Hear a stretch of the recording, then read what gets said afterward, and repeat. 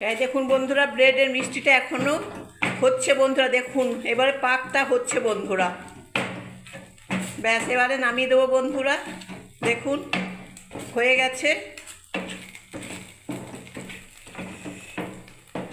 এবার আমি থালার মধ্যে বন্ধুরা একটু ঘি দিয়ে দিচ্ছি বন্ধুরা এই থালাতে।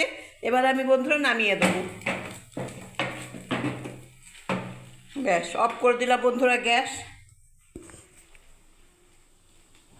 এবারে দেখুন বন্ধুরা আমি নামিয়ে দিচ্ছি ব্রেড মিষ্টিটা বন্ধুরা। দেখুন থালার মধ্যে আমি